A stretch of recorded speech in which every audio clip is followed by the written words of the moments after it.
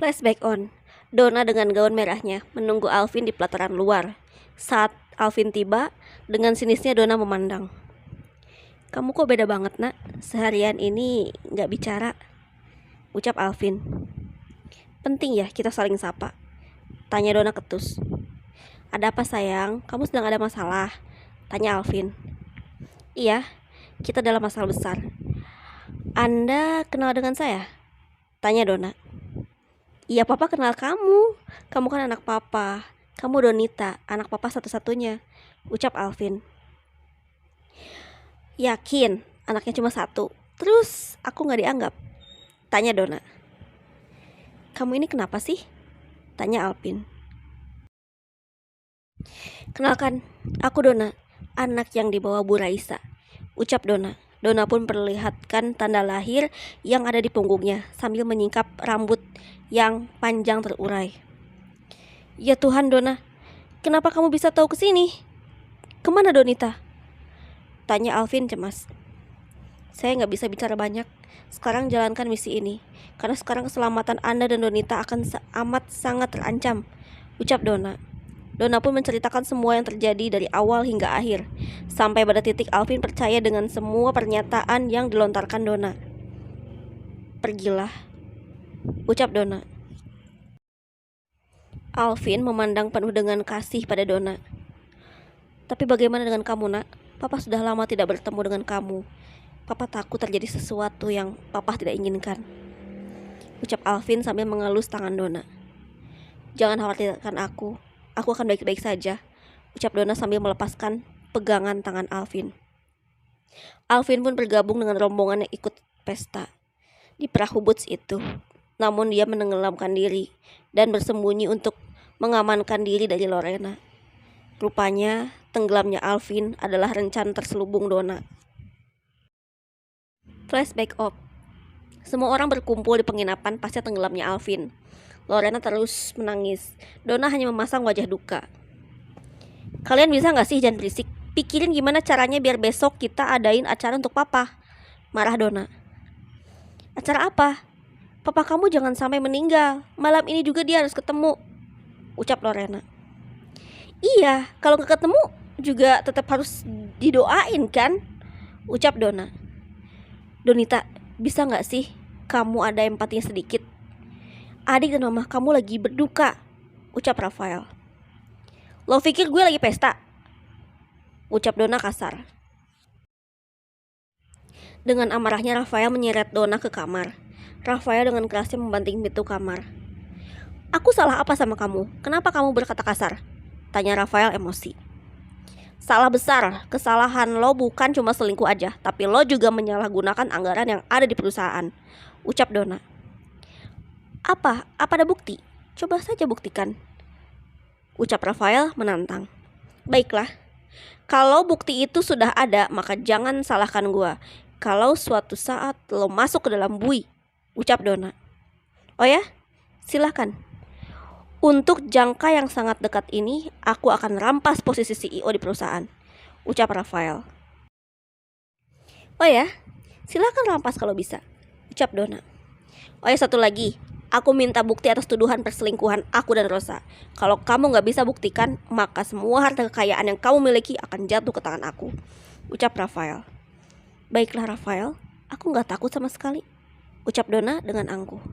Esoknya mereka hendak kembali ke tanah air. Kenzo juga tak ketinggalan. Dia pun ikut rombongan Donna. "Hai Donita, kamu cantik hari ini," ucap Kenzo sambil menatap genit. Rafael yang tidak terima langsung melabrak Kenzo. "Apa maksud Anda menggoda istri saya?" tanya Rafael. "Karena saya ada hak untuk memuji kecantikannya," ucap Kenzo. "Dia istri saya, maka silahkan pergi jauh-jauh dari hak saya," ucap Rafael.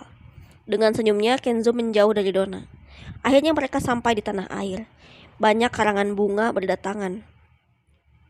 Mereka berbelasungkawa atas tenggelamnya Alvin di Laut Spanyol. Nenek Susi merasa heran dengan Donna.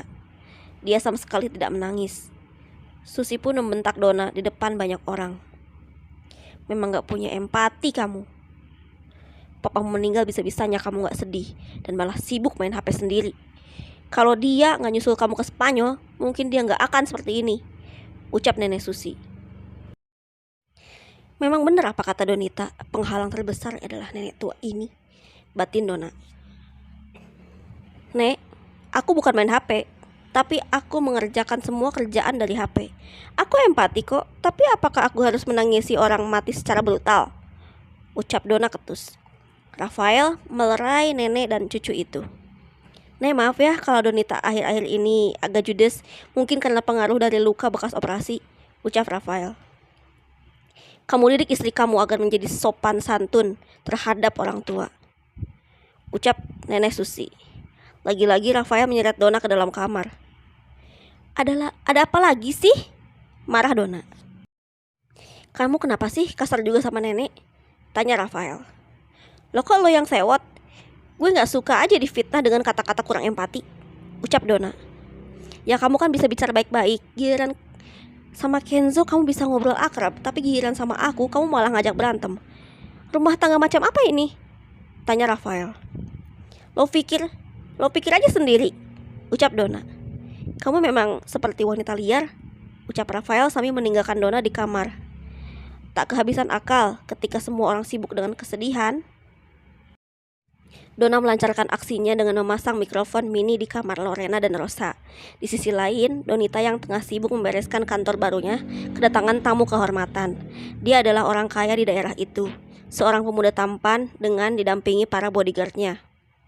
Kalian tunggu di luar, saya mau bicara sama ownernya, ucap lelaki itu pada bodyguardnya. Saat dia memasuki kantor, tatapan matanya mulai berubah. Seakan ada cinta yang tumbuh di hatinya saat pandangan pertama. Matanya terus menuju pada wajah cantik Donita. Maaf, mau cari siapa ya? Tanya Donita lembut.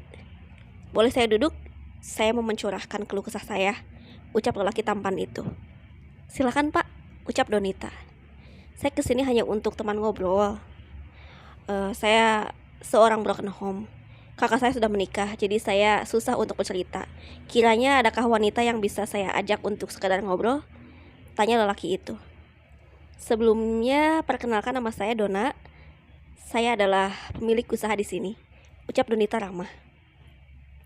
Oh maaf saya lupa, perkenalkan nama saya Kevin, ucap lelaki itu.